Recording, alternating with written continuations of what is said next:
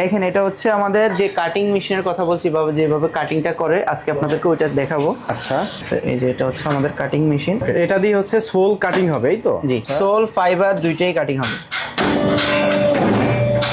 এই দেখেন খুব সুন্দরভাবে, একদম খুব সুন্দরভাবে আমাদের কাটিং গুলো হয়ে যায়।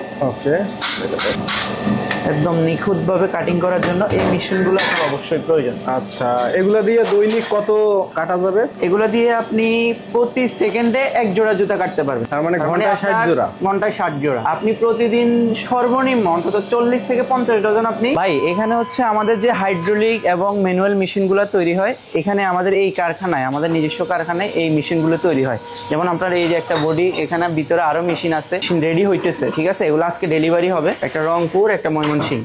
এটা হচ্ছে এটা লেদ। এই মেশিনটার মাধ্যমে হচ্ছে আমরা মেশিনের যে পার্টস গুলো আছে ওই পার্টস গুলো তৈরি করে থাকি এই লেদের মাধ্যমে। এটা হচ্ছে মানে আমাদের রংপুরে ডেলিভারি যাবে, এখনো পুরো ফিটিং হয় নাই। এটা হচ্ছে হাইড্রোলিক মেশিন? এটা হচ্ছে হাইড্রোলিক কাটিং মেশিন। আমাদের যে জুতা তৈরি, আমাদের মোটরগুলো, যে হাইড্রোলিক মেশিনে যে মোটরগুলো থাকবে, এগুলো একবারে আপনি দেইখা শুই না, কারখানায় আইসা দেইখা তারপরে মাল নেবেন। আমরা 3 গোড়া বলবো, 3 গোড়ায় মোটর দিব, একদম ইনটেক। আপনার সবচেয়ে এই মেশিনের সবচেয়ে পাওয়ারফুল জায়গাটা হচ্ছে যে এই যে আপনার এই জায়গাটা, যদি আমি এই প্লেটটা, আপনাদের যে প্লেটটা, এগুলো সবগুলো 25 মিলি করা।